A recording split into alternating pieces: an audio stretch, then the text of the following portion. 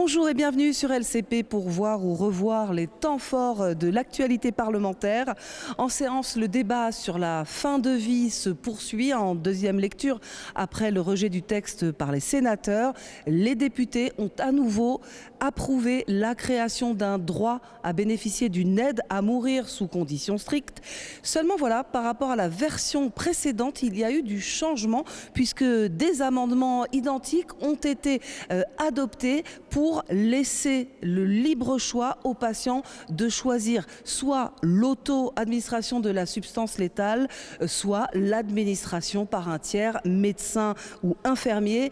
Ce vote s'est joué à rien, à une voix près, et cela a suscité beaucoup de débats. Vous allez le voir, la séance est ouverte, on se retrouve tout à l'heure. Je ne pensais pas que nous devions préciser cela, mais c'est pas parce qu'il y a une loi en France qui autorise l'IVG que toutes les femmes avortent. Ce n'est pas parce qu'il y a une loi demain qui autorisera le recours à l'aide à mourir que tout le monde aura recours à cette aide-là. Et en fait, c'est là où je pense que vous vous méprenez, c'est qu'il y a une inversion en fait des rôles. C'est que ce sont les femmes, les hommes qui sont touchés, frappés par une affection grave et incurable, qui formulent, qui expriment la demande. Et ce qui me gêne dans votre argumentaire, c'est que vous remettez en cause. Il y a une forme de défiance à l'égard de celles et ceux qui souffrent et qui expriment une volonté libre et éclairée d'accéder à cette aide à mourir parce qu'il y a une souffrance, parce qu'elles ne peuvent plus manger, parce qu'elles ne peuvent plus se mouvoir, parce qu'elles ne peuvent plus prendre leurs enfants dans leurs bras, etc. etc. Donc c'est cela qui me gêne dans votre argumentaire en fait, c'est qu'il y a une inversion et que vous faites une forme de lecture de pensée à la place de femmes et d'hommes qui sont dans une grande souffrance. Et je pense également aux soignants. Monsieur Rousset. Merci Madame la Présidente. À plusieurs reprises, on remet en cause la médecine, la pratique médicale, le rôle des médecins. Mais bon sang, la médecine a toujours évolué. Et par exemple, si vous prenez la situation des médecins militaires, les médecins militaires ont la même formation que les médecins normaux, je vais dire. Dans une situation d'urgence, dans une situation de guerre, ils sont amenés à faire des choix, à mettre en place des traitements radicaux et personne ne leur reproche. Il faut faire confiance aux médecins. Les médecins sont des gens qui font des études, qui s'engagent souvent par vocation et qui ont un sens aigu de ce qu'est la nature humaine. Et quand un malade leur demande de les aider, de les soigner, ils le font en fonction de leurs connaissances et de l'état de la science et de l'état de la société aussi. Quand il y a des épidémies, il y a eu des époques où des épidémies, il n'y avait pas de traitement. Le rôle des médecins était de séparer les bien vivants des malades pour éviter que les bien vivants ne se retrouvent malades. Voilà. Donc ils faisaient un choix. Les médecins ont toujours fait des choix. Cette loi, elle sera écrite pour que le malade puisse accéder à leur choix et les médecins s'adapteront à ce choix, en leur âme et conscience. Monsieur Delépinot. Oui, merci Madame la Présidente. Je voudrais revenir sur une observation qui a été faite tout à l'heure sur les euthanasies clandestines. Je crois qu'il faut arrêter. Il faut arrêter avec cette espèce d'épouvantail. Je rappelle que nous sommes libres. Nous sommes libres aujourd'hui, qu'on le veuille ou non, d'aller en Belgique, d'aller en Suisse, où l'acte est autorisé. Mais on a le droit. On a le droit. Nous avons le droit de le faire. Je pense que vous trouverez toujours des bons donateurs. Vous créez une association d'accompagnement pour un séjour en Suisse et en Belgique. Il n'y aura pas de problème là-dessus. Ce qui nous intéresse aujourd'hui en France, c'est que vous voulez associer le corps médical à des actes qui ne sont pas conformes au serment d'Hippocrate. C'est le point essentiel. Si. Vous voulez en fait diluer une responsabilité individuelle dans une responsabilité collective. Alors moi je suis désolé, il y a quand même des limites que nous devons fixer, c'est tout l'objet de la loi. Les amendements de repli que nous avons présentés sont systématiquement rejetés. Je dis bien systématiquement rejetés, ce qui veut bien dire que vous êtes dans une approche jusque-boutiste de ce texte. Il n'y aura pas Il n'y a pas en fait de débat apaisé. Vous ne voulez pas rentrer dans un dialogue qui permettrait de trouver, je dirais, un point central. Vous êtes en fait dans une approche totalitaire de la question et vous balayerez tous les arguments que nous aurons à proposer. Monsieur de Lautrette. Non, Madame Rousseau. Si vous permettez, c'est moi qui préside, et donc je vais m'adresser à vous tout à l'heure, à l'issue de cette... Pour l'instant, il n'y avait pas de ce sujet. On est bien d'accord. Madame Rousseau. Il y a quand même quelque chose de formidable, c'est que du matin au soir, à peu près tous les jours dans cet hémicycle, vous nous expliquez votre amour de la France, etc. Et là, vous invitez les personnes qui sont condamnées à la quitter pour mourir dans des pays qui... Enfin, c'est dingue, quoi. Franchement, c'est les moments les plus importants, sans doute, d'être avec ses proches, d'être chez soi, d'être en confiance. Et là, vous dites qu'ils n'ont qu'à partir. Allez-y, allez en Suisse, allez en Belgique. Et en plus, dans notre loi, telle que nous l'étudions aujourd'hui, les personnes de pays étrangers ne pourront même pas faire la même chose en France. Mais en fait, qui êtes-vous, quoi? Et pour répondre à monsieur Hetzel, oui, il y a peut-être 9% des morts qui recourent à l'aide à mourir. Et alors, en fait, enfin, si les personnes sont condamnées, si elles se sentent condamnées, si elles se savent condamnées, qu'il y ait 9% qui recourent à l'aide à mourir, bah oui, c'est un droit. Et ça veut donc dire qu'il y a 90% qui n'y recourent pas. Voilà, chers collègues, je vais mettre aux voix cet amendement 837 qui a reçu un double avis défavorable de la rapporteure et du gouvernement. Qui est pour? Qui est contre? Il n'est pas adopté. Nous avions des échanges qui étaient importants. Je vous propose que nous essayions, si nous voulons observer, examiner l'ensemble des amendements et terminer vendredi soir, comme normalement c'est inscrit à l'ordre du jour. Eh bien, je vous propose que nous prenions maximum 2 pour, 2 contre. 1 pour, 1 contre, eh bien écoutez, c'est très bien. On fait 1 pour, 1 contre, c'est parfait. Et si nous pouvions réduire jusqu'à 1 minute, passer de 2 minutes à 1 minute pour la présentation de vos amendements, je pense que ce serait bien. Voilà. Donc si vous êtes d'accord, et je vois que vous êtes d'accord, eh bien nous faisons 1 minute et 1 minute de présentation. On l'a fait sur beaucoup de textes et je pense que c'est raisonnable. L'important, c'est que nous ayons des échanges. Monsieur le député Sidjen Stoul. Madame la Présidente, un rappel au règlement sur la base de l'article 100, sur la discussion des amendements. Enfin, très honnêtement, je ne sais pas si je suis le seul, je trouve très étonnant que nous changions de règle en cours de route comme ça là, à 9h32. La règle qui a été définie par la présidente de l'Assemblée nationale hier, c'est que l'ensemble des amendements seraient discutés. Madame Braun-Pivet a rappelé qu'il y avait moins d'amendements qui avaient été déposés sur ce texte par rapport au texte de l'année dernière, contrairement à ce qui est dit, qu'il y avait effectivement 1 pour, 1 contre, mais que c'était 2 minutes. Moi, je veux dire, à minima, qu'il y a alors au moins une discussion avec les représentants des groupes, mais on ne change pas de règle en cours de route comme ça. Eh bien, écoutez, on change de règle quand c'est la présidence. Hier soir, il y avait une règle, hier après-midi, il y en avait une autre, et ce matin, nous allons prendre celle-ci. Et là, nous sommes en train de perdre du temps là-dessus, donc c'est vraiment regrettable. Monsieur Benz, s'il vous plaît, pour votre amendement. Oui, merci Madame la Présidente. Bon, je ne fais pas de rappel au règlement, mais j'approuve totalement ce que vient de dire notre collègue Charles Sizenstoul. Ici, chers collègues, un amendement qui, je ne vous ferai pas l'affront de vous dire qu'il est rédactionnel, même s'il ajoute un mot, qu'on ait la possibilité de recourir à une substance non létale. Alors vous me direz, effectivement, ça change tout. Et c'est bien l'objectif que l'on poursuit. Parce qu'à défaut d'avoir battu le texte pour l'instant, à défaut d'avoir réussi à supprimer le texte ou les articles, alors on vous propose un certain nombre d'amendements et de restrictions et de complexification et aussi des amendements visant à rendre inopérant juridiquement le texte. Ici, c'est un amendement, il y en a d'autres qui suivront, pour essayer de le neutraliser, de le désamorcer de l'intérieur. Et ça, on assume parfaitement. Parce que, pardon, hein, mais on a encore le droit de défendre nos positions. Nous, on considère qu'il ne faut pas et il ne faudra jamais, jamais, jamais administrer une substance létale à un corps vivant humain. Merci, Je vous remercie. monsieur le député. Madame Gruet. Pardon, madame la rapporteure. Défavorable. Monsieur le ministre. Défavorable. Madame Gruet. Présidente, c'est pour revenir sur ce que Madame Godard pouvait nous dire. Quand l'IVG a été votée, je n'étais pas née, j'ai toujours vécu avec ce droit. Mais heureusement qu'à l'époque, Madame Simone Veil avait trouvé cet équilibre entre le droit à la vie de l'enfant et le droit de la femme. Et on voit qu'au fur et à mesure des années, l'évolution qui est passée à 14 semaines de grossesse, 16 semaines aménorrhées, peut parfois mettre en difficulté le gynécologue avec des grosses difficultés, étant donné le terme de vie du fœtus. C'est donc bien là tout le sujet, finalement, le pronostic vital. Et c'est un sujet central.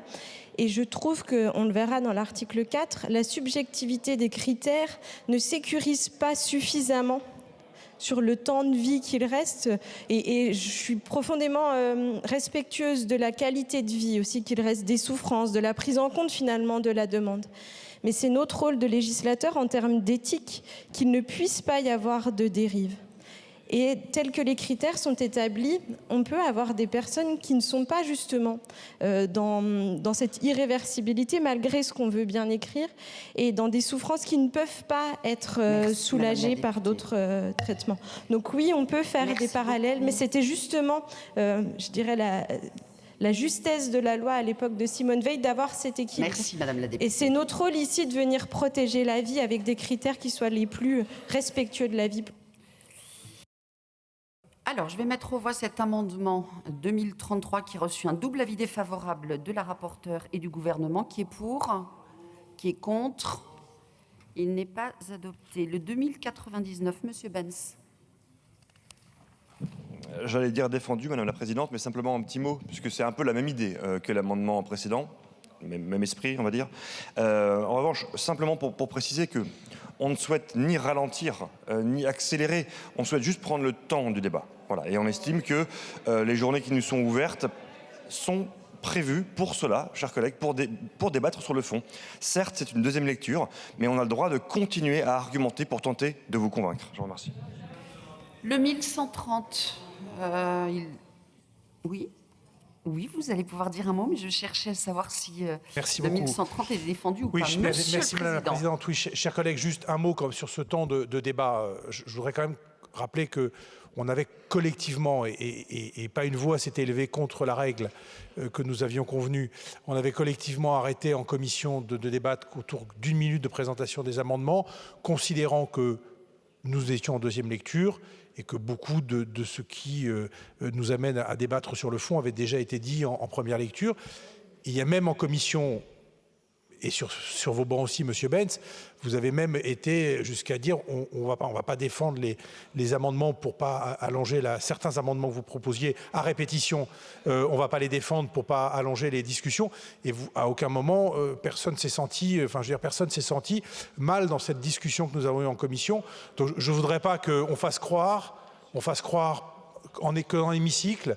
Non, personne s'est senti mal dans la discussion en commission. En tout cas, des membres qui étaient là, qui sont venus en commission, et M. Silchenstun, des gens qui n'étaient pas membres de la commission, sont venus spécifiquement sur ce texte. Peut-être vous auriez dû venir sur ce texte, ça aurait permis d'avoir un débat de fond avant, préalable à notre débat dans l'hémicycle.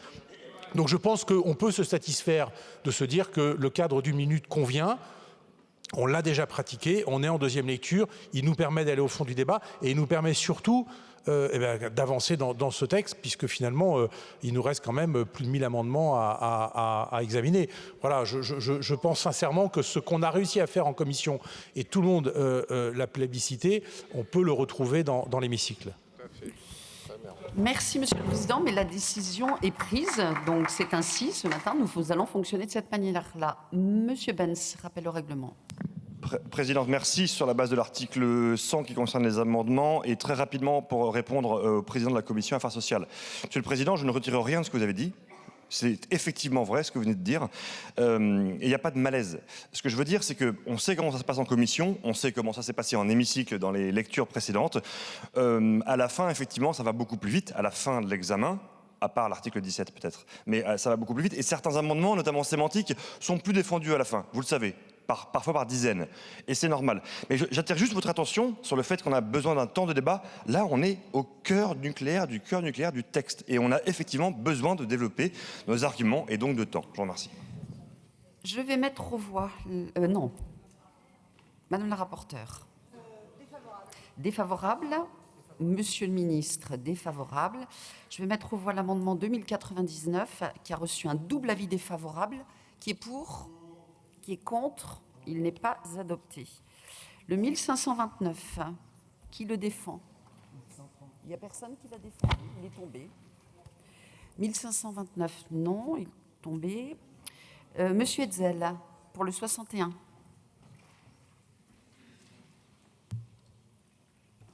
Oui, merci beaucoup, Madame la Présidente. Oui, cet amendement a pour objectif de bien préciser les choses parce que le débat que nous avons, c'est que ce dont il est question, et c'est pour cela que nous avons un point de désaccord avec certains collègues, c'est que d'abord, nous ne souhaitons pas que l'on puisse imaginer qu'entre les soins palliatifs et ce qui est proposé à travers le suicide assisté et l'euthanasie, il y ait un continuum. Et donc, pour que les choses soient claires, là, ce dont on est en train de parler, ça n'est pas d'un acte thérapeutique, c'est quelque chose d'une autre nature. Et je voudrais profiter de la défense de cet amendement pour insister sur le fait que, contrairement à ce que l'on entend de manière très fréquente dans cet hémicycle, un certain nombre de sondages vont exactement dans le sens inverse de ce que l'on entend.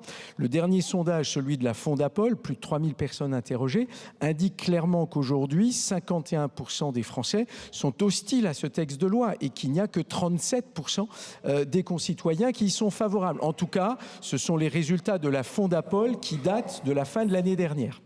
Merci, monsieur le député. Madame la rapporteure. Cette précision, monsieur le député, est superflue puisque ce texte n'a pas une vocation thérapeutique, mais bien de permettre aux patients d'arrêter de souffrir en lui délivrant une dose létale. Ce sera défavorable.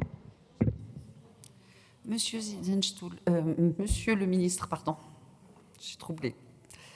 Je ne sais pas lequel des deux. Vous, Madame la députée, allez-y. Merci, Madame la Présidente. Je voudrais dire qu'il faut arrêter d'agiter des peurs qu'il y ait 90% de gens qui demandent l'aide à mourir, des peurs qui prétendent que toutes les maladies chroniques seraient concernées, que les personnes âgées, enfin, il faut arrêter d'agiter ces peurs-là qui n'existent pas, même dans les pays où l'aide à mourir se pratique avec des critères équivalents ou différents. La deuxième chose, Madame Gruet, vos critères subjectifs, j'ai du mal à comprendre parce qu'un critère, il est précis, il est clair et il n'est pas subjectif du tout. Donc, et il y a un effet cumulatif des critères. Donc, si on ne répond pas aux critères, on n'est pas dans le processus de demande d'aide à mourir. Et la dernière chose, c'est l'acte thérapeutique. Excusez-moi, monsieur Hetzel, mais dans la sédation profonde, il me semble que l'acte thérapeutique, il existe de manière équivalente. Je vais mettre aux voix cet amendement 61 qui a reçu un double avis défavorable. Qui est pour? Qui est contre? Il n'est pas adopté. Des amendements identiques. Le 1488, qui le présente? C'est moi, madame. Madame la députée. Merci, madame la présidente. À l'alinéa 6 de l'article 2, le texte prévoit que l'aide à mourir consiste à recourir à une substance létale et accompagnée. Ce mot accompagné n'est pas neutre, il est même profondément trompeur. L'accompagnement, c'est ce que font les soignants en soins palliatifs, soulager, entourer, écouter, rester auprès du patient jusqu'au bout. Ici, on ne parle pas d'accompagner, on parle de provoquer la mort. Mettre le mot accompagner dans la définition, c'est habiller l'euthanasie d'un vocabulaire rassurant, presque doux, comme si l'on parlait d'un soin supplémentaire. Nous ne pouvons pas, dans la loi, manipuler les mots pour faire passer une réalité brutale pour une démarche humanitaire. C'est précisément ce glissement sémantique qui banalise et rend acceptable ce qui ne devrait jamais l'être. Cet amendement est donc un amendement de clarté. Il supprime un terme non seulement inutile, mais également mensonger. Et dans un texte aussi grave, la clarté est un devoir. Je vous remercie. Merci. Sur le vote des amendements 1488 et identiques, et je suis saisie par le groupe Rassemblement national d'une demande de scrutin public, et sur l'amendement 1159 par le groupe La France insoumise, toujours d'une demande de scrutin public. Ces scrutins sont annoncés dans l'enceinte de l'Assemblée nationale. Le 1583 n'est pas défendu. Madame la rapporteure, défavorable. Monsieur le ministre, défavorable. Monsieur Bazin. Merci Madame la Présidente. Monsieur le Ministre, mes chers collègues, le droit d'être accompagné, c'est un beau droit, surtout quand c'est en fin de vie. Et on voit bien d'ailleurs, on a énormément de Français qui ont peur de souffrir, qui ont peur de mourir seuls et qui aimeraient mourir à domicile. Ce sont les demandes principales. Le droit d'être accompagné est important. Mais là, c'est d'être accompagné avec l'administration d'une substance qui tue. Et c'est là où ça entraîne beaucoup plus que la personne elle-même dans sa liberté. Ça entraîne la société dans sa réponse collective à cette demande. Et c'est vrai que dans le « et accompagner », c'est jusqu'où ? Jusqu'où ça implique ? Jusqu'où ça va impliquer les personnes qui sont là? Jusqu'où ça va impliquer le soignant? Jusqu'où ça va impliquer, d'une certaine manière, la société tout entière dans la réponse qu'elle apporte par rapport à cette souffrance qui pourrait être uniquement psychologique? Bien sûr, avec une affection grave et incurable. Et ce qui m'inquiète, Madame la Présidente, c'est quand des difficultés apparaîtraient avec l'administration de cette substance qui tue. Monsieur le député, merci beaucoup. C'est un scrutin public sur cet amendement. Le scrutin, c'est double avis défavorable de la rapporteure et du gouvernement. Le scrutin est ouvert. Le scrutin est clos.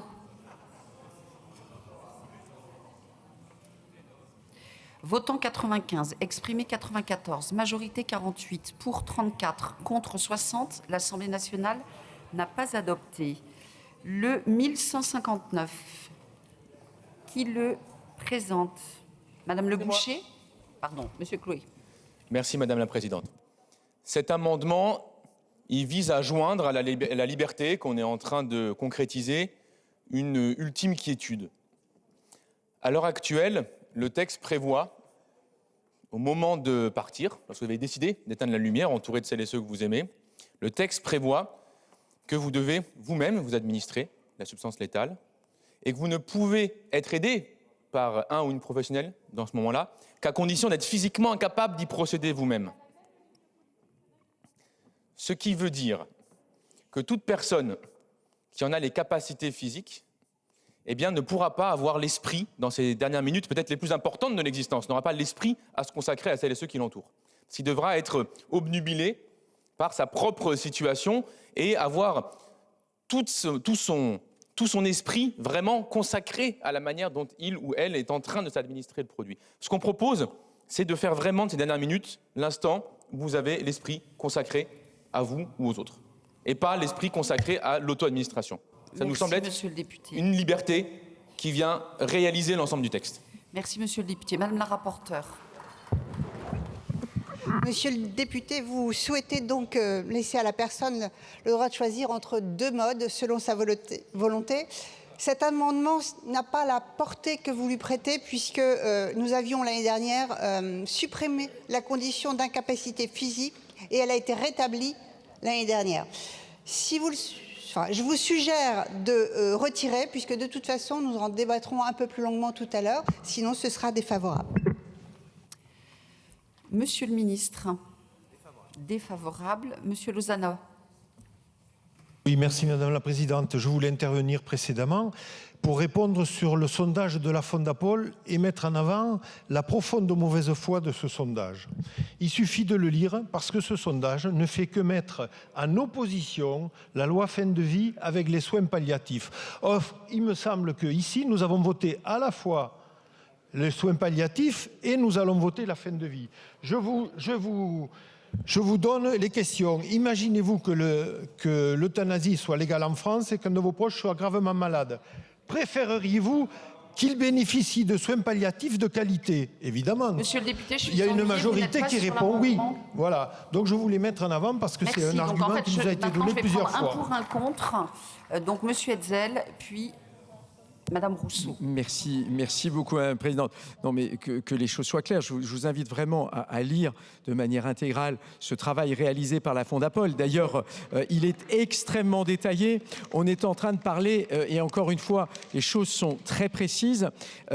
Quand on interroge sur le fait que est-ce que vous êtes favorable à ce texte, oui ou non, 51% ils sont hostiles, 37% ils sont favorables. Donc encore une fois, ça veut clairement dire qu'on est dans une situation où majoritairement, certes une légère majorité, mais par rapport à des choses qu'on a pu entendre consistant à dire que nos concitoyens seraient majoritairement favorables à ce texte, non. En tout cas, cette étude montre exactement le contraire.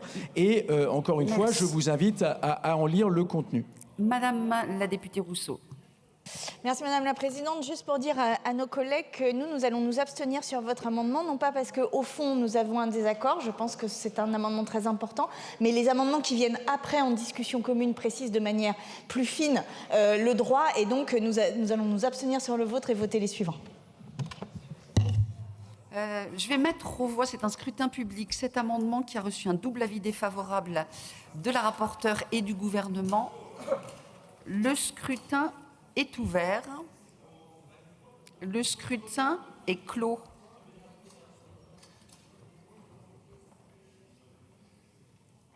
Votant 99, exprimé 56, majorité 29, pour 20, contre 36, l'Assemblée nationale n'a pas adopté.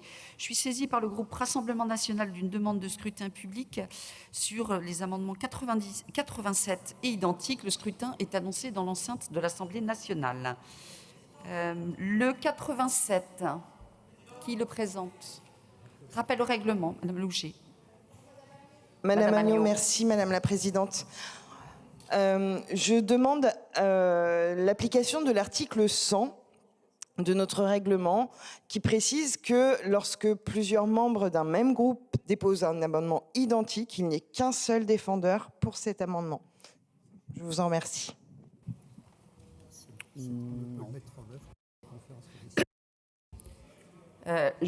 Ça, c'est une décision que seule la conférence des présidents peut prendre. Donc c'est non.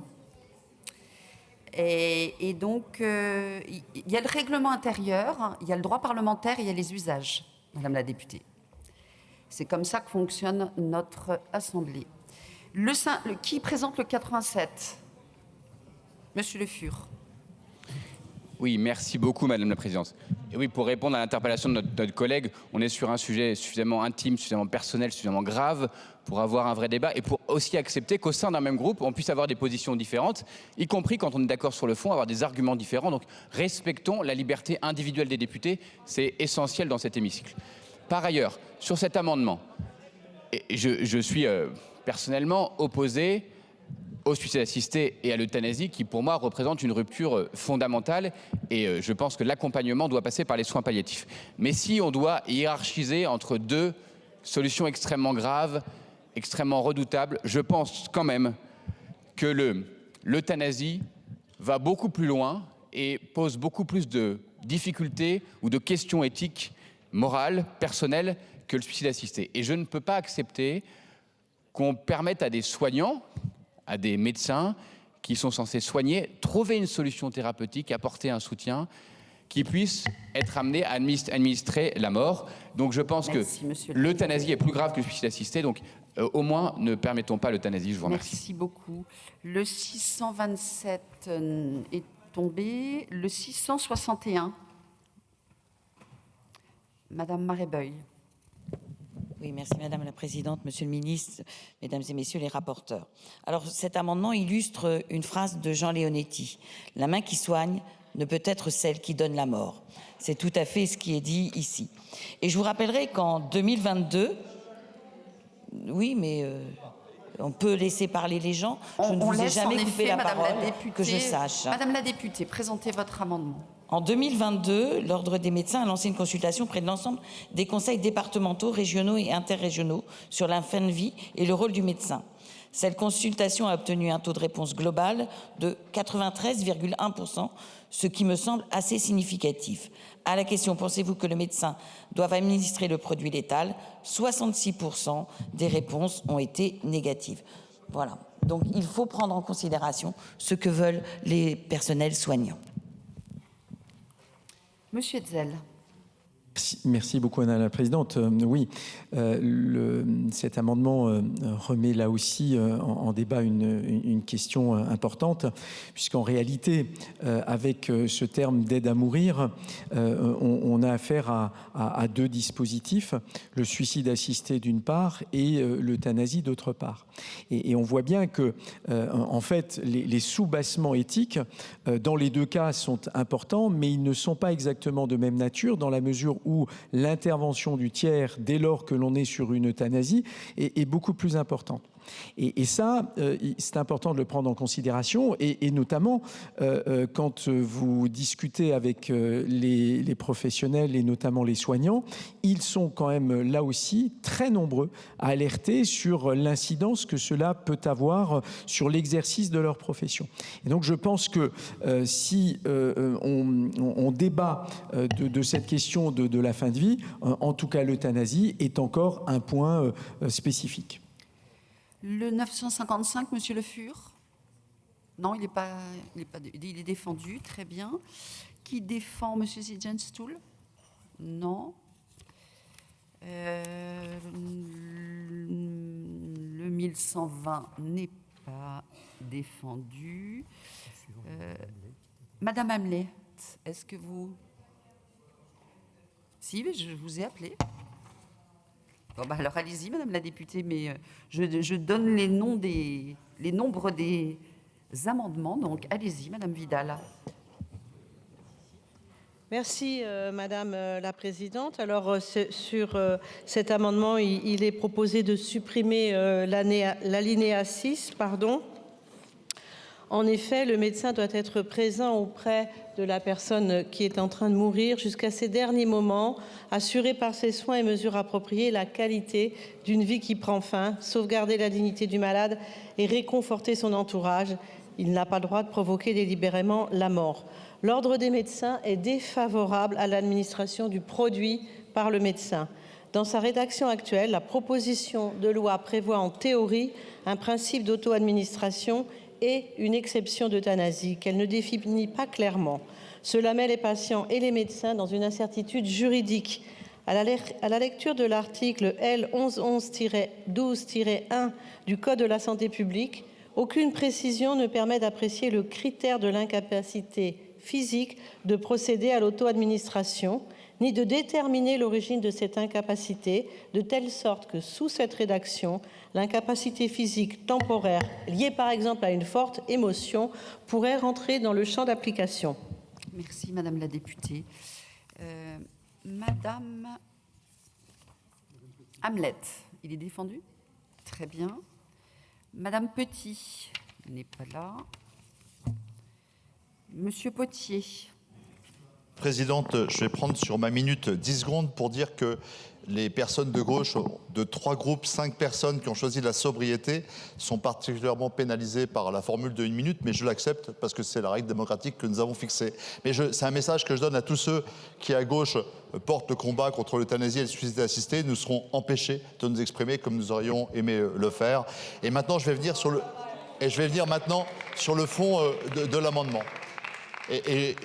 Sur le fond de l'amendement. Effectivement, cet amendement, il vise la question d'entraîner non seulement l'autre, mais toute la société dans l'acte de donner la mort. C'est la grande différence avec le suicide assisté. Ça a une portée symbolique et juridique qui est majeure. Ça a également une portée pratique, puisque dans tous les pays qui ont étendu au tiers, à l'intervention d'un tiers dans le fait de donner la mort, ce que condamne formellement l'Ordre des médecins, qui s'est prononcé très clairement là-dessus. Je suis très stupéfait que nous n'entendiez pas l'Ordre des médecins en la matière.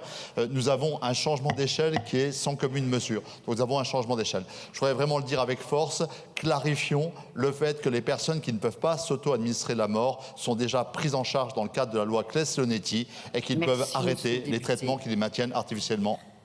Merci beaucoup. Le 2092, Monsieur Benz.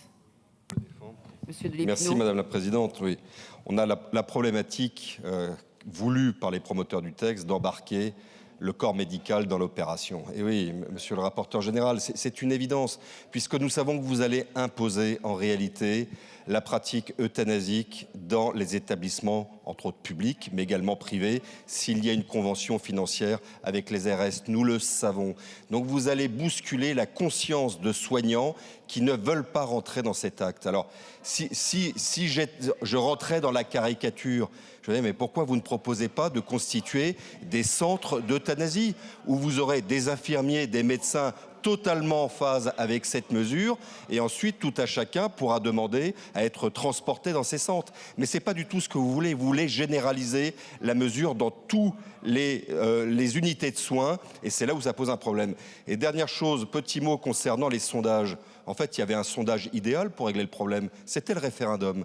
Parce que dans le cadre d'un référendum, les uns et les autres auraient pu s'exprimer dans des groupes de parole, nous aurions pu présenter des arguments et à la fin le peuple tranchait.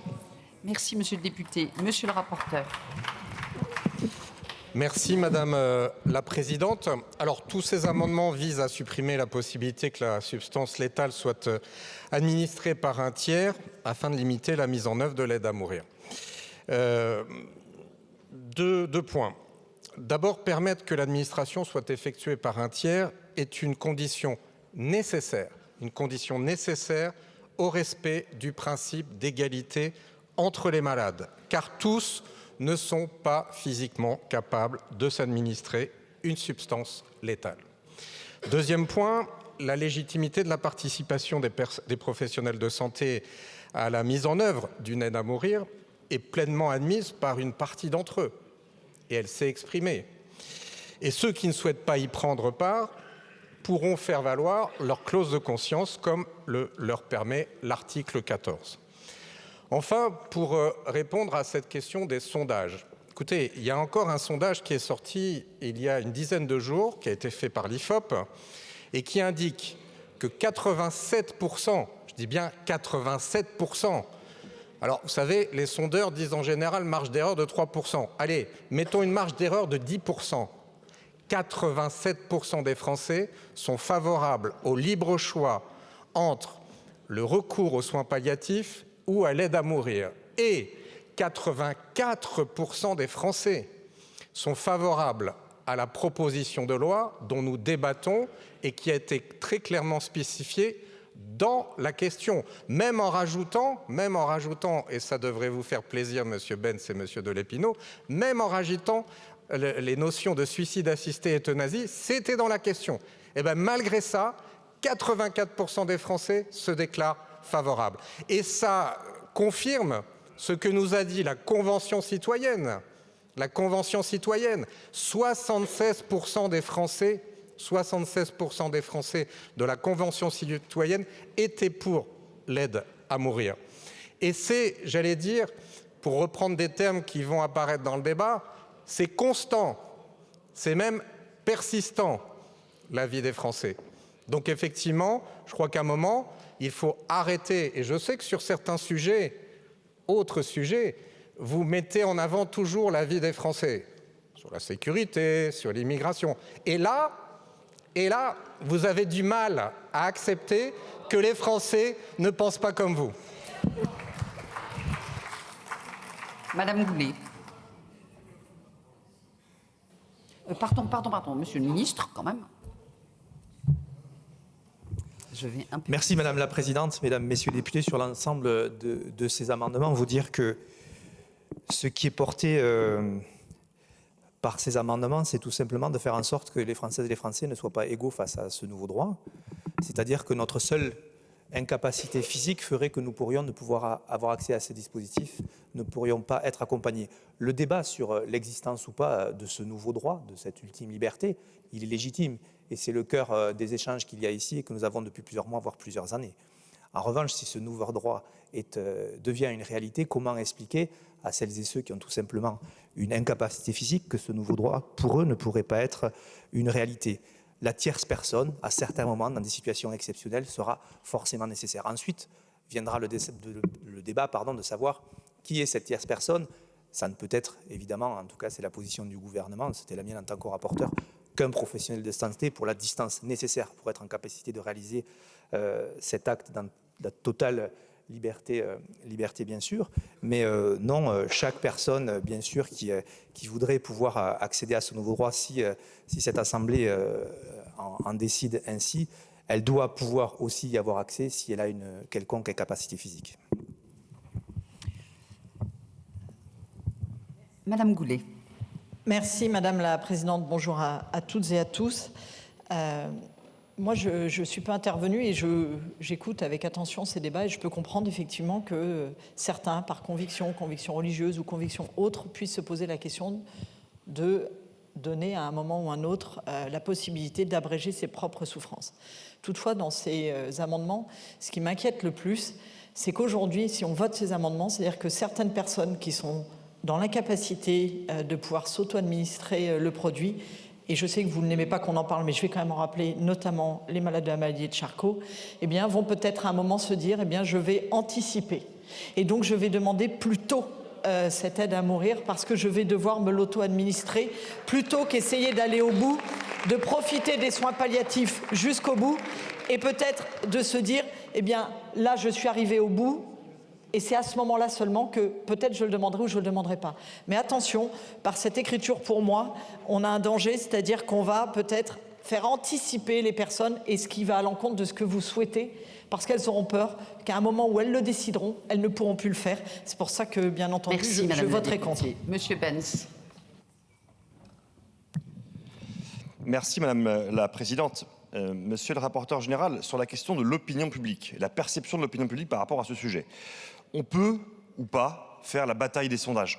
Moi, je pourrais vous répondre, le sondage IFOP de début février, il a un échantillon de 1000 personnes, celui de la Fondapol 3000. Je ferme la parenthèse, parce qu'on ne va pas rentrer dans cette bataille-là. Il y a des sondages qui disent qu'effectivement la majorité des Français sont pour l'aide à mourir et d'autres qui disent que c'est contre. Point. La question, à mon avis, n'est pas là.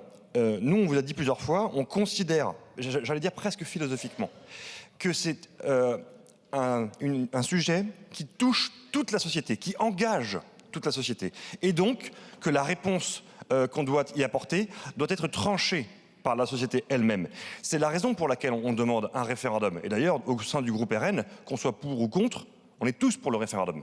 Parce que, mes chers collègues, nous, effectivement, sur tous les sujets, on a confiance dans nos compatriotes, on a confiance dans les Français. Et je suis intimement convaincu, pour finir, Madame la Présidente, que si demain on posait la question par référendum, mais nous les opposants, on gagnerait. Je vous remercie. Merci, Monsieur le député. Je vais mettre aux voix ces amendements identiques qui ont reçu un double avis défavorable de la Commission et du Gouvernement. Le scrutin est ouvert. Le scrutin est clos.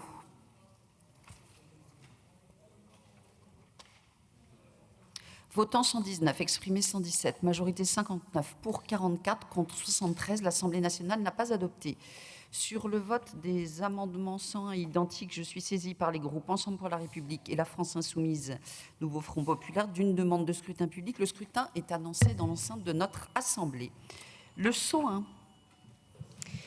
Merci Madame la Présidente. Alors cet amendement est très important. Il vise à rétablir le choix entre auto-administration de la substance létale ou administration de cette substance par un médecin ou une infirmière.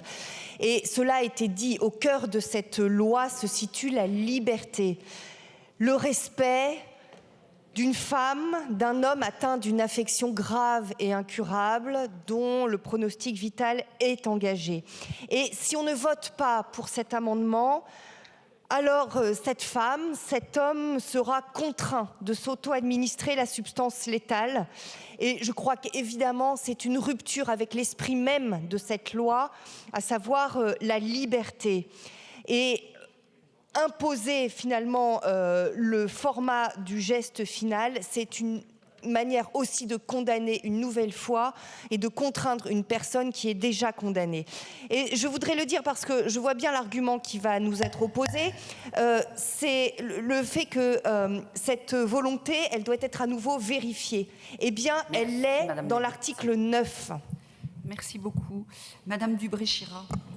Oui, merci Madame la Présidente. Cet amendement est identique. Il revient à la première lecture dans laquelle le choix était possible entre la personne, quelle que soit sa capacité, puisqu'on peut être en capacité physique, mais en difficulté psychologique pour avoir accompagné un certain nombre de patients. Je peux vous le confirmer et je pense qu'il est important de revenir à ces deux éléments sans limite de l'incapacité physique.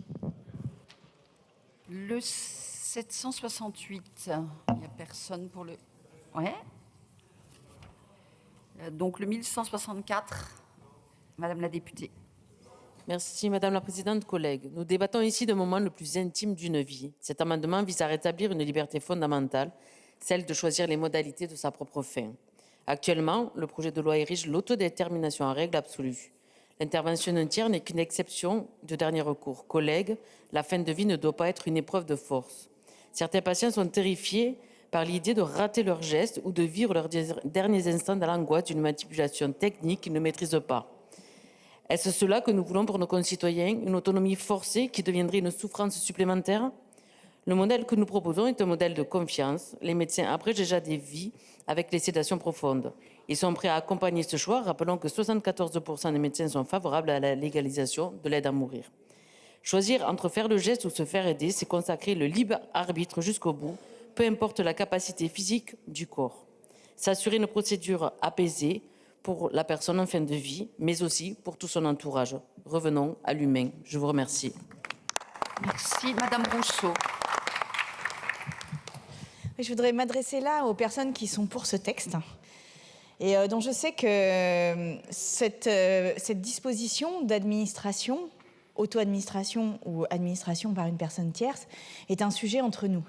Moi, je voudrais juste vous dire que même sans difficulté psychologique ou physique, on peut avoir envie de penser à autre chose au moment où on fait le geste de partir, où la décision se concrétise de partir. Et en fait, je trouve que c'est assez dur, en réalité, de devoir avoir ça comme les dernières minutes de sa vie, de savoir comment on va prendre le cachet, de savoir comment on va appuyer sur la seringue.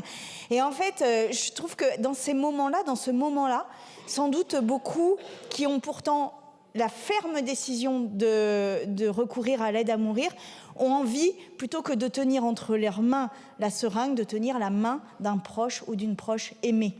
Et en fait, là, on est dans un moment un peu important. Je vous demande vraiment de regarder ça avec des yeux nouveaux, parce que l'auto-administration, à sa limite, c'est la culpabilisation, l'angoisse des derniers instants. Merci beaucoup. Madame la députée Piron. Défendu. Défendu. Le 1470, Monsieur Mazzori. Merci beaucoup, Madame la Présidente. C'est en effet un moment important et qui nous renvoie toutes et tous à des expériences qu'on a pu vivre individuellement, même si cette loi aujourd'hui, évidemment, n'existe pas, mais on s'est tous trouvés, en tout cas moi je me suis trouvé avec deux parents différents au même moment face à cette difficulté. C'est la raison pour laquelle je suis favorable, bien évidemment, à supprimer cette obligation qui nous est faite. Je pense que la personne peut avoir accès à l'aide à mourir, même si elle n'est pas en capacité physique de réaliser elle-même le geste létal. Ça me semble une obligation, parce que je pense que le choix des modalités de l'aide à mourir, qu'elle soit en capacité ou non de le faire, c'est un geste de liberté pour elle-même, mais aussi pour ses proches. Et j'espère que même ceux qui sont contre, parce que si ce texte venait être à voter, je pense qu'il faut aussi anticiper cela, soutiendront cet amendement et je leur remercie par avance. Monsieur le député, Madame la rapporteure.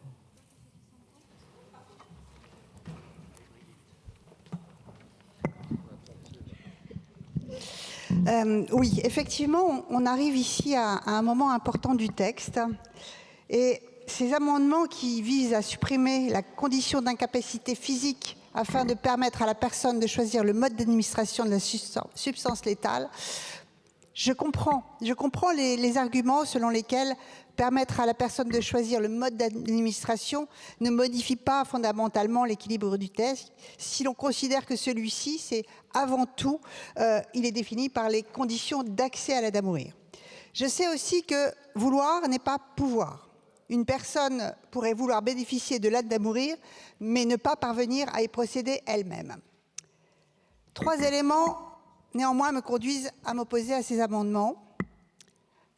1. La priorité donnée à l'auto-administration peut être interprétée comme une expression de l'autonomie de la personne qui constitue le fil conducteur du texte. Deuxièmement, l'auto-administration peut être vue comme une ultime confirmation que la personne souhaite recourir à une substance létale. Enfin, de manière générale, je suis sensible à la position de nos collègues pour qui la priorité donnée à l'auto-administration participe à l'équilibre du texte. C'est pourquoi j'émettrai un avis défavorable concernant ces amendements, dont je comprends toutefois l'esprit. Monsieur le ministre. Défavorable. J'ai deux demandes, Monsieur Hetzel. Oui, merci beaucoup, Madame la Présidente. Ces amendements nous amènent à une vraie question. Et on voit bien, les défenseurs de ce texte nous disent tout ceci, c'est un choix individuel et engage finalement une liberté individuelle. Mais il y a un vrai paradoxe et la discussion de ces amendements le montre. Liberté individuelle, oui, sauf que là, il y a un transfert de responsabilité vers un tiers. Et donc, on implique un tiers. Et on voit bien, moi, ce sur quoi je voudrais alerter, c'est que ce texte de loi qui nous est indiqué comme étant une liberté et l'inscription dans la loi d'une liberté, ben, en fait, là, nous en avons la démonstration. Il a un impact sur le collectif. Et je pense que ce qui est essentiel, c'est que si nous parlons de rupture anthropologique, c'est parce que cet impact sur le collectif, eh bien, il impacte toute notre société. Parce que ce passage d'une responsabilité individuelle à une responsabilité vers un tiers, ce transfert, en réalité, on peut considérer que c'est aussi un transfert vers notre société. Et c'est ce que nous ne souhaitons pas, parce que le message que nous souhaitons envoyer, c'est un message d'espoir, c'est un message de vie et non pas un message de mort. Merci, Monsieur le député. Madame Dupont.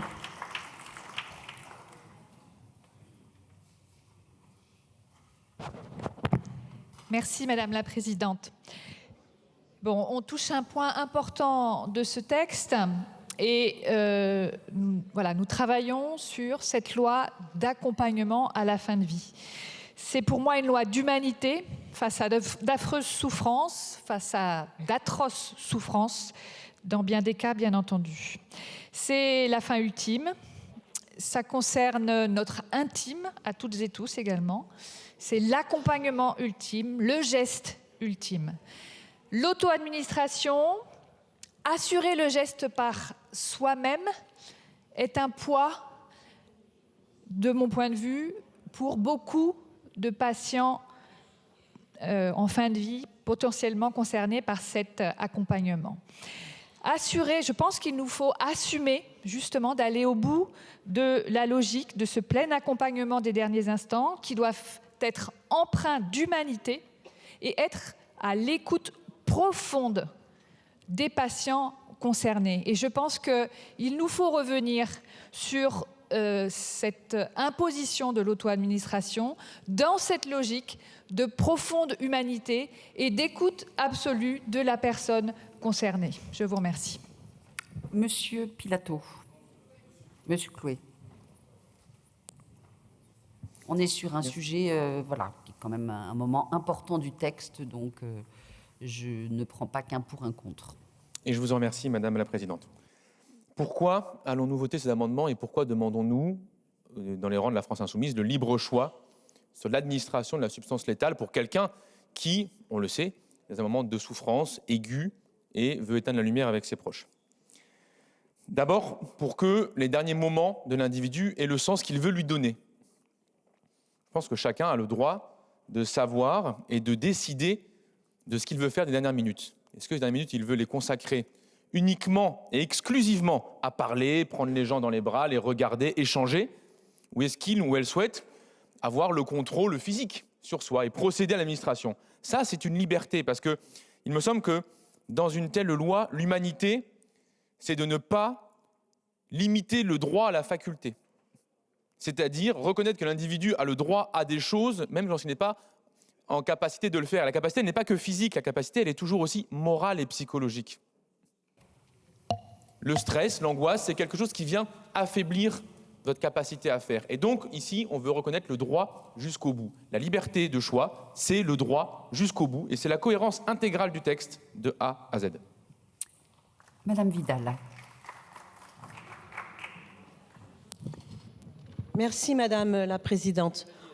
Nous voyons là tout de suite, dès que nous entrons dans le débat du texte, que ce droit, cette aide à mourir, cette aide active à mourir, comme tous ceux qui ont travaillé sur le sujet, ont tous dit, il faut l'aide active à mourir. L'aide à mourir aujourd'hui doit de toute façon préciser s'il s'agit d'une auto-administration ou d'une administration par un tiers. Ce texte ne le précise pas et on voit bien toute l'ambiguïté. Entre les deux actes, il y a bien évidemment l'intervention du tiers avec une implication très différente. Et enfin, je voudrais revenir à ce que j'ai dit hier. S'il y a une incapacité psychologique à faire l'acte, s'il y a une angoisse à la dernière minute, c'est qu'il y a peut-être un doute et que peut-être la réponse à la demande de mort qui fonde cet acte, elle n'est pas par un nouveau droit. Monsieur Delépinaud. Oui, merci Madame la Présidente. En fait, ces amendements s'inscrivent dans la stratégie des petits pas. Je suis désolé, mais à partir du moment où on va supprimer un critère, c'est-à-dire une personne dans l'incapacité physique de s'auto-administrer la substance, vous renvoyez la charge sur les soignants. Et j'ai la faiblesse de penser que dans la majorité des cas, parce que l'acte de se donner la mort est quand même un acte extrêmement angoissant, on va avoir le réflexe de le confier à un autre.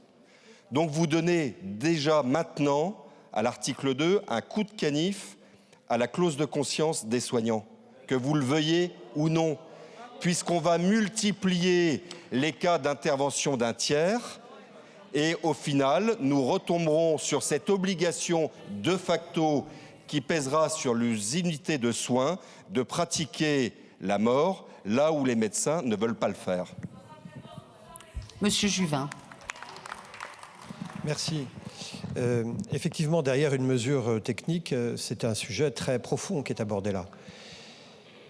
Le fait de dire, en fait, on a la possibilité toujours de demander, puisque c'est la proposition en fait, on a toujours la possibilité de demander qu'un tiers pratique l'acte au lieu de soi-même, c'est ça qui est proposé, revient mécaniquement à faire en sorte qu'il y aura beaucoup plus de gestes qui seront faits par autrui que par soi-même. Enfin, ça s'est vu dans tous les pays où, quand vous avez euthanasie et suicide assisté, puisque ça revient à faire de l'euthanasie, il y a un nombre très important d'euthanasie qui déborde le suicide assisté. Donc vous aurez mécaniquement une application majeure, on demandera à quelqu'un d'autre de le faire. Est-ce que si je décide moi-même, au dernier moment, de ne pas le faire moi-même, de ne pas injecter moi-même, et que je demande à autrui de le faire, est-ce qu'il n'y a pas une raison derrière? Est-ce qu'il n'y a pas une hésitation? Est-ce que ce n'est pas la manifestation du fait qu'au fond, j'hésite avant le grand saut? Et est-ce qu'au contraire, cette hésitation ne devrait pas être interprétée comme principe de précaution, la volonté de ne pas le faire? Merci, monsieur le député. Madame Lernès. Merci, Madame la Présidente. Effectivement, c'est un débat qui est assez fondamental. Si on reconnaît un droit à l'aide à mourir, il faut reconnaître le choix jusqu'au bout. Pourquoi? Parce que l'auto-administration, ce n'est pas la même chose, pas pour les choix que vous évoquez, de l'hésitation de dernière minute qui peut aussi bien avoir lieu quand c'est pratiqué par un tiers que quand c'est auto-administré. C'est simplement que l'auto-administration, si on est en capacité encore d'avaler, veut dire prendre des antivomitifs, que parfois ça peut être différemment dosé que quand on a une injection en intraveineuse, que c'est beaucoup plus doux de le faire pratiquer par un tiers, que c'est beaucoup plus sécurisant d'avoir un tiers qui est médecin et qui peut administrer la bonne dose.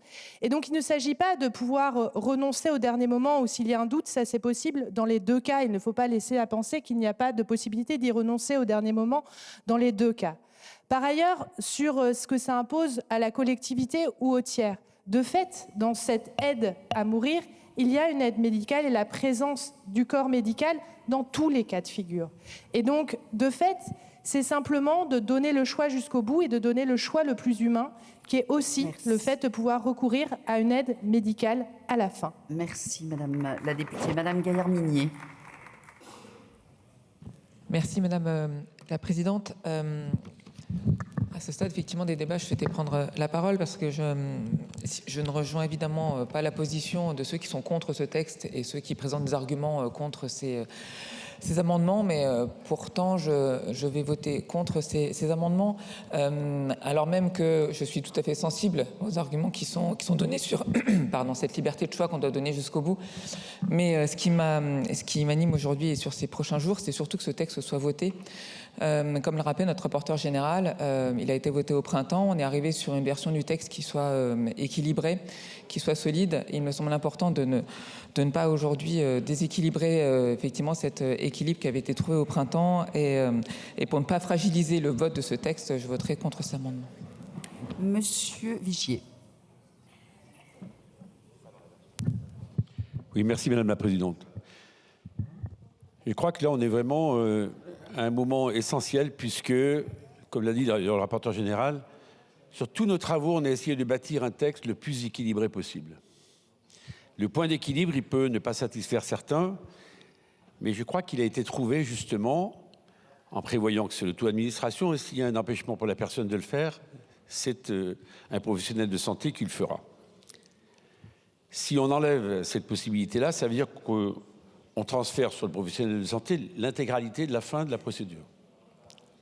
Alors que nous sommes attachés au fait que, contrairement aux directives anticipées, je le dis à Patrick Hetzel, là, à tout moment, la personne dit exactement ce qu'elle veut faire, ce qui montre le deuxième équilibre qu'on a vu dans le texte. Mais il y a un sujet où je ne vous suis pas du tout, c'est la clause de conscience. Ne laissons pas passer cette idée selon laquelle la clause de conscience est bafouée. Ça n'est pas vrai. Elle s'appliquera à tout moment. Et nous avons même été opposés, je le rappelle en commission, je termine Madame la Présidente, au fait qu'il y ait des listes avec les praticiens pour que pour chaque personne pour laquelle éventuellement un professionnel de santé est mobilisé, il pourra dire oui ou il pourra dire non. La clause de conscience est préservée et l'équilibre est préservé. Monsieur le député, Monsieur Guedj. Merci Madame la Présidente. J'interviens à cet instant dans le débat parce que moi j'appartiens à cette catégorie de parlementaires favorables évidemment à l'aide à mourir, qui pour autant ne souhaitent pas qu'elle se déploie dans n'importe quelles conditions. Et je fais partie de parlementaires qui ont exprimé leurs doutes sur les directives anticipées ou sur d'autres sujets. Mais sur cette question-là, qui avait fait l'objet de débats nourris lors de la première lecture, je pense que ce n'est pas une option de libéralisation absolue, mais c'est de respect de ce principe du choix. C'est éviter justement une hiérarchie qui s'établirait entre telle ou telle modalité.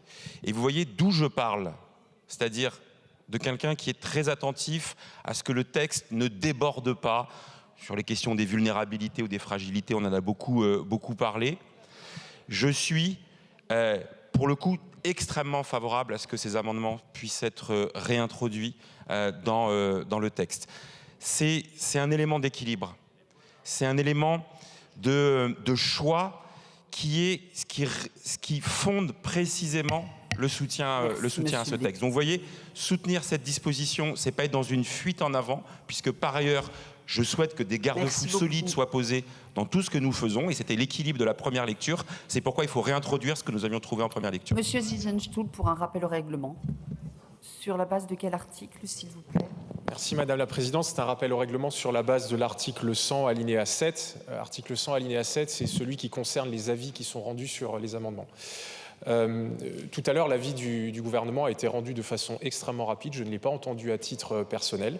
Je pense que nous sommes sur un débat fondamental. Vous l'avez vous-même dit et je vous remercie d'avoir laissé une parole extensive. Il me semble important que pour l'intérêt du débat, le gouvernement puisse développer sa position clairement sur ces amendements. Merci Monsieur le député. Monsieur Potier. Peut-être parce que je suis plus proche de Laurent Panifou, parole du gouvernement, il a dit clairement qu'il était contre. Je peux en témoigner ici, qu'il était contre cet amendement. Voilà, donc je suis le porte-parole du porte-parole à cet instant. Non, plus sérieusement, je vais le dire, la question, c'est une rupture dans la rupture. La mobilisation du tiers dans ce moment-là est une rupture dans la rupture. Moi, j'ai bâti tout mon combat politique dans mon adolescence contre Thatcher qui affirmait qu'il n'y avait pas de société. J'affirme à gauche qu'il y a une société et que dès lors qu'on mobilise un tiers dans l'acte de décision d'un suicide ou d'une euthanasie, nous avons une rupture qui entraîne toute la société, qui entraîne le corps médical, qui entraîne les soignants, qui entraîne les proches, les familles, les autres. Et cette rupture dans la rupture, nous devons la refuser à cet instant. Je vais mettre aux voix ces amendements qui ont reçu un double avis défavorable de Monsieur le rapporteur et du gouvernement. C'est un scrutin public. Le scrutin est ouvert. Le scrutin est clos.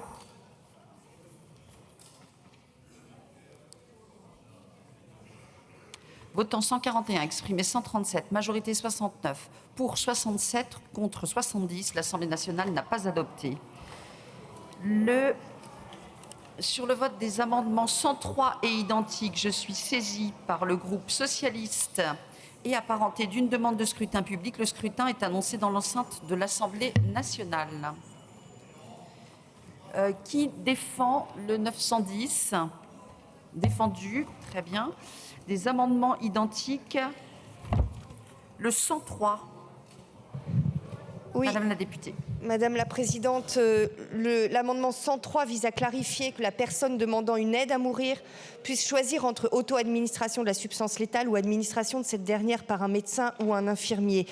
Je voudrais préciser, parce que cela a été dit à plusieurs reprises, que l'argument selon lequel l'auto-administration est une ultime vérification de la volonté du patient ne tient pas, puisqu'à l'article 9, il est prévu une vérification de la volonté du patient au moment de l'administration de la substance. Donc la loi, évidemment, cadre et sécurise de ce point de vue-là. Madame Dupont. Merci Madame la Présidente. Chers collègues, par cet amendement, je reviens sur ce sujet de l'auto-administration en proposant de laisser le choix aux patients en fin de vie. Laisser le choix de l'auto-administration ou de l'administration par un tiers.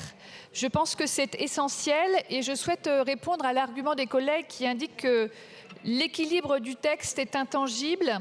L'équilibre du texte trouvé en première lecture est intangible. Je crois qu'au fil des mois et même au fil des années, puisque ça fait plusieurs années qu'on travaille sur ce texte, nous avons tous évolué dans notre réflexion. Et si vous interrogez des familles concernées qui ont vécu cette fin de vie, souvent dans d'atroces souffrances pour leurs proches, eh bien, la question de s'auto-administrer est en général sans ambiguïté pour elle. C'est-à-dire que l'accompagnement ultime, l'humanité ultime face à ces atroces souffrances auxquelles on ne peut pas répondre, eh bien, c'est de permettre que ce geste d'accompagnement, de soins, d'humanité ultime puisse être assuré par un tiers et un professionnel de santé en l'occurrence. Donc je vous demande, mesdames et messieurs, vraiment de réfléchir et au plus profond de vous-même, intimement, de vous poser. Madame la rapporteure. Merci Madame la Présidente. J'aurai la même position que précédemment, c'est-à-dire défavorable, et par esprit de cohérence, je souhaite que le vote soit le même également. Merci. Donc sur les deux amendements, enfin les amendements identiques et sur le 910, Madame la rapporteure. D'accord. Monsieur le ministre, avis défavorable. Je vais mettre, Monsieur Pilato et Monsieur Zidjenstoul.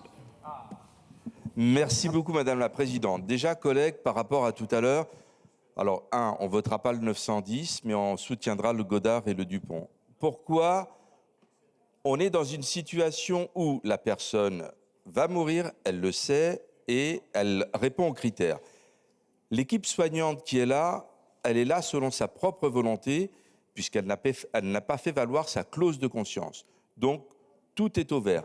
Et à partir de ce moment-là, on va demander à quelqu'un qui est là, qui a accepté d'accompagner et de faire éventuellement le geste létal, si jamais la personne n'est pas en capacité physique.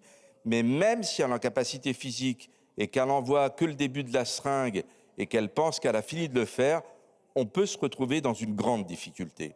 Donc évidemment, au-delà de la liberté, au-delà de tout ce qui a été défendu, et je le soutiens, il y a aussi des conditions techniques qui peuvent faire qu'elle fasse mal le geste. Donc, je préconise de voter l'amendement Godard et le Dupont. Merci. Monsieur Zinenstuhl. Merci Madame la Présidente. Alors en fait, il y a des amendements assez opposés en fait, dans ces discussions communes. Donc moi, ce sera une expression contre le 103 et le 893. Les amendements qui sont déposés depuis quelques minutes par un certain nombre de promoteurs de ce texte, et non des moindres, pour moi, sonnent comme des aveux. Ce sont des aveux. Parce que vous ne cessez d'expliquer depuis des mois que ce texte est un compromis, que ce texte est un équilibre. Je réfute totalement cette vision. Pour moi, ce texte est radical. Mais ce sont vos éléments de langage. Ce texte est un équilibre. Nous avons trouvé, voilà, ici dans notre pays, ce qu'il faut pour la fin de vie et on n'y touchera plus. Et vous présentez des amendements, qui veulent aller plus loin que ce qui se trouve dans le texte. Et donc, lorsque nous alertons nos concitoyens en disant « Attention, c'est une brèche qui est ouverte », et la brèche va croître en réalité avec le temps, vous en faites déjà la démonstration aujourd'hui. Et par votre attitude, d'ailleurs, vous contredisez vos propres éléments dans le langage. Et je pense qu'un certain nombre de nos compatriotes, et même de parlementaires qui vont voter le texte, sont floués, d'ailleurs, parce qu'ils pensent en bonne foi qu'il y a un équilibre. Or, vous voulez aller plus loin. Merci, monsieur le député. Je vais mettre aux voix l'amendement 910. C'est un vote à main... Attendez. Celui-ci, le 910, c'est un vote à main levée. Qui est pour? Qui est contre? Il n'est pas adopté. Et là, nous sommes sur un scrutin public, toujours avec un double avis défavorable. Le scrutin est ouvert. Le scrutin est clos.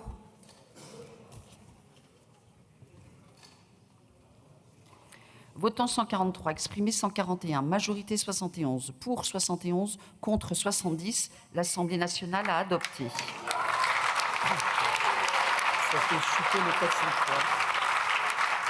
Je souhaitais voter contre, j'ai fait une erreur, j'ai voté pour, je l'ai signifié immédiatement au service, mais étant donné le scrutin extrêmement serré, je tenais à le faire savoir à cette Assemblée. Je souhaitais donc voter contre. Merci beaucoup. Monsieur Erhardt. Merci Madame la Présidente. Un rappel au règlement sur le titre de l'article 101, également pour une deuxième délibération. Je ne sais pas si on se rend compte de ce qui vient de se passer. Nous voulions un texte borné, un texte cadré. Nous venons d'ouvrir ce texte. Moi qui suis favorable à ce texte, aujourd'hui je ne pense plus pouvoir voter pour, parce que ce texte d'équilibre que vous nous aviez promis, Monsieur le rapporteur, que vous nous aviez promis, Monsieur le ministre, n'est plus là. Merci Monsieur le député. Monsieur le Président de la Commission, chers collègues. Oui, merci Madame la Présidente. Bon, on vient effectivement de voir un score extrêmement serré sur un point qui est un point important de ce texte.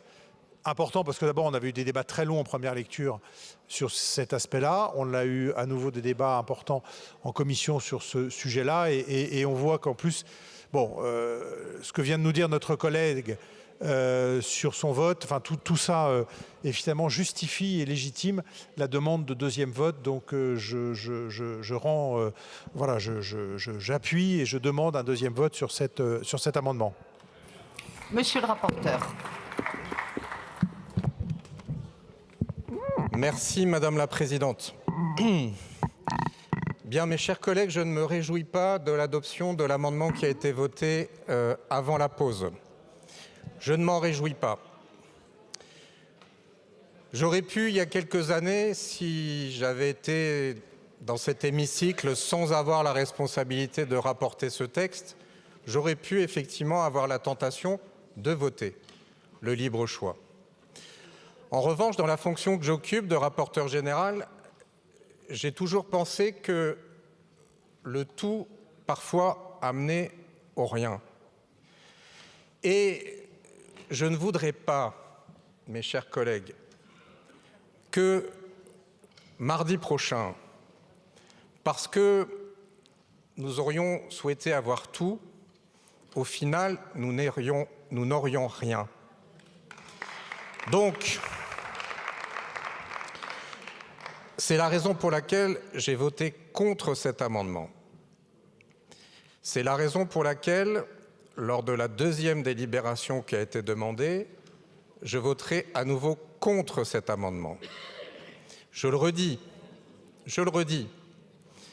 si j'avais été député, je me serais évidemment beaucoup posé la question et j'aurais peut-être voté pour cet amendement s'il n'avait pas les conséquences que cela pourrait avoir dans le vote final.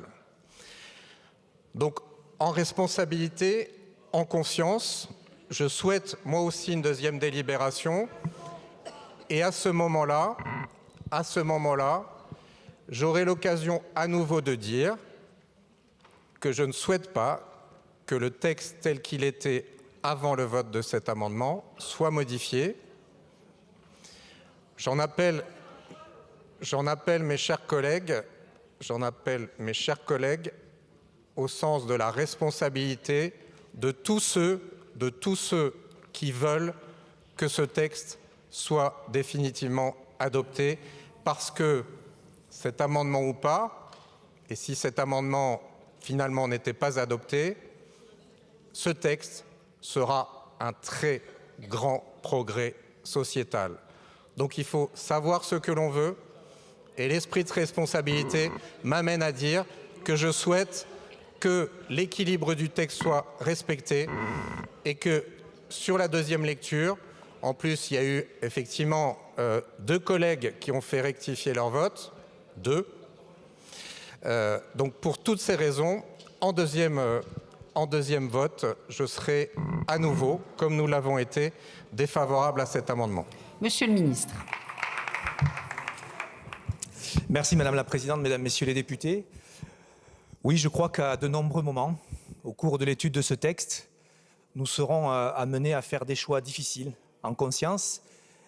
Et à chaque fois que ces choix sont très difficiles, je crois que nous devons, toutes et tous, en tout cas celles et ceux qui souhaitent que cette ultime liberté, que ce nouveau droit soit réalité dans quelques mois, prendre alors le recul nécessaire, regarder ce texte dans son entièreté, pour faire en sorte qu'il soit acceptable par une majorité large, je le dis large, d'entre nous, et que ce nouveau droit soit réel. Alors oui, parfois, ça amène à prendre des positions qui peuvent être difficiles à titre individuel, mais je rappelle la position du gouvernement sur cet amendement. Pour les raisons que je viens d'évoquer, c'était une position défavorable. Madame Gruet. Merci Madame la Présidente. C'est un rappel au règlement au titre de l'article 101 vis-à-vis des secondes délibérations. Chacun a pris ses responsabilités, mais l'adoption de cet amendement fait tomber un certain nombre d'amendements, notamment des amendements d'une constatation écrite de l'incapacité physique qui vient sécuriser et qui permet finalement de ne pas changer le mode d'administration au dernier moment, qui permet aussi d'évaluer les capacités technologiques mises à disposition pour permettre l'auto-administration. Une seconde délibération, monsieur le rapporteur, ne permettra pas l'étude de ces amendements. Et ça m'apparaît extrêmement grave. Vous avez l'impression qu'on est les empêcheurs de tourner en rond depuis des mois sur ce texte-là, mais pour autant, on a des incertitudes, on a des sujets qui doivent être débattus, qui ne seront pas débattus en cas de seconde délibération. Et je trouve ça extrêmement grave pour notre démocratie, sur un sujet aussi intime, aussi difficile, que de demander une seconde délibération. Et finalement, chacun prend ses responsabilités. Et il y avait dans cet hémicycle une majorité pour que l'euthanasie ne soit plus l'exception, mais devienne bien la norme. Et c'est finalement la solidité de votre texte, monsieur le rapporteur. Vous indiquez dans une déclaration extrêmement politique que vous êtes favorable à titre personnel et que vous auriez été voté pour si vous n'étiez que député et non rapporteur. Peut-être.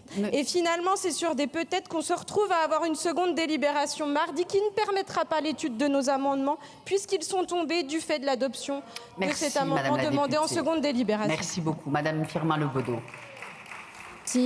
Merci Madame la Présidente. Un rappel règlement pour nous aussi au nom du groupe Horizon demander une deuxième délibération pour toutes les raisons qui ont été évoquées par 2 collègues qui ont changé leur vote sur un vote extrêmement serré et de se dire que le chemin qui a été tracé est le chemin de l'équilibre. Et je le dis vraiment très sincèrement, vous savez à quel point sur ce texte j'y suis attachée, je fais partie de celles et ceux qui pensent que le chemin qui a été trouvé respecte la volonté du patient, mais doit aussi respecter le corps médical qui doit accompagner, et c'est le modèle français que nous avons choisi, jusqu'au bout, sans être obligé de faire le geste, avec la volonté ou pas du corps médical de pouvoir le faire. Là, vous changez les règles et vous créez un déséquilibre qui, à titre personnel, et je le dis vraiment très sincèrement, m'interroge sur mon vote. Et pourtant, vous savez à quel point j'y suis attachée à ce texte. Et donc, oui, si c'est ce que vous voulez, on fera, il n'y a pas de problème. J'assumerai mon vote. J'assumerai mon vote. Mais je le redis, ne voulez pas, en étant jusqu'au boutiste comme vous l'êtes sur tous les sujets, alors qu'on discute d'un sujet sociétal, qui nécessite de l'équilibre, de la mesure, pour faire une énorme avancée. L'énorme avancée, vous allez la rater. Monsieur Vigier. Merci Madame la Présidente. Monsieur le ministre, monsieur le rapporteur général, moi j'ai eu l'occasion d'exprimer lors de la discussion générale que je fais partie de celles et ceux qui ont évolué et qui étaient satisfaits sur l'équilibre général tel que proposé par Olivier Falandi et qui a eu cette grandeur tout à l'heure de dire on peut à titre personnel être favorable à aller plus loin sur un texte, mais lorsque on porte un intérêt général, si c'est là pour M. Suzanne Soul qui cherche toujours l'intérêt général quelque part, eh bien voilà, au moins, il est sur ses positions, le rapporteur général, et je suis également sur la même position de préserver un équilibre. La deuxième chose, c'est que si on suivait le vote de cet amendement, ça veut dire quelque part, et je vous le dis sans acrimonie, et je vous le dis vraiment en conscience, ça veut dire que 98% des patients transféreront sur les soignants la responsabilité de l'activation de l'aide à mourir. Alors qu'on l'avait très bien défini comme quoi c'était la personne et sa volonté jusqu'à la dernière seconde. La force de ce texte, ce ne sont pas les directives anticipées. La force de ce texte, c'est de dire que c'est le patient qui décide et qui fait jusqu'à la dernière seconde et qui suit le cheminement. Et qu'en revanche, s'il ne peut pas faire, alors à ce moment-là, c'est... Merci, monsieur. Les personnels soignants qui s'en occupent. Veillez à cet équilibre-là. Et enfin, Madame Gruet, c'est dommage, elle a disparu. Enfin, pardonnez-moi, elle est là. Non. Mais Madame Gruet, je voulais vous dire que vous n'êtes pas la première à découvrir qu'il y a des deuxièmes... Je vous parle, chers collègues. Vous n'êtes pas la première à découvrir qu'il y a des deuxièmes délibérations dont votre groupe a été... Madame Dupont.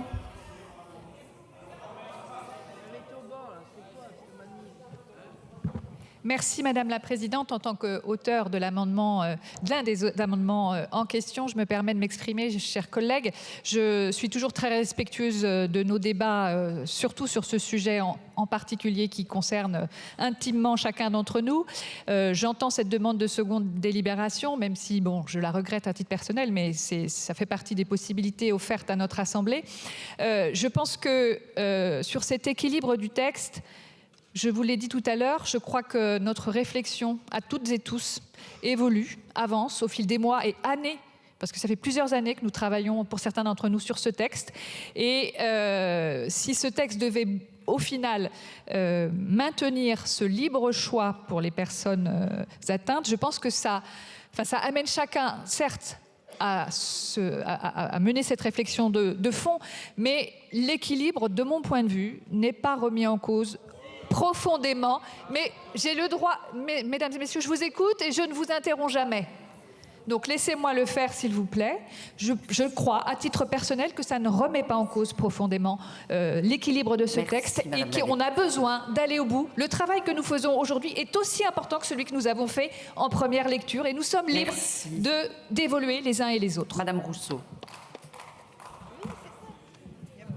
Je voudrais juste revenir sur la question de l'équilibre de ce texte. En fait, dans l'équilibre de ce texte, il y a aussi la protection des soignants qui est protégée à différentes étapes du processus, c'est-à-dire qu'on a mis des garde-fous pour que les soignants ne soient pas l'objet de procédures judiciaires contre eux lors d'une décision d'aide à mourir.